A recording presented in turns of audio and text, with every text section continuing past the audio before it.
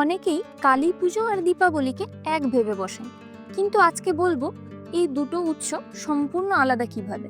কার্তিক মাসে অমাবস্যা তিথিতে এই দুটি উৎসব পালিত হয়। শাস্ত্র মতে অমাবস্যার রাত্রি হলো কালরাত্রি, আর এই কালরাত্রির দেবী হলেন দেবী কালী, আর তার পুজো রাত্রিতেই হয়।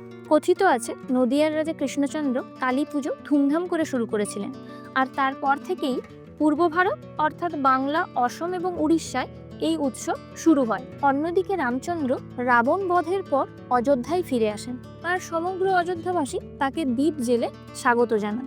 সেখান থেকেই উত্তর এবং মধ্য ভারতে এই উৎসব আলো, সম্পদ এবং নতুন বছরের শুরু হিসেবে পালন করা হয়ে থাকে।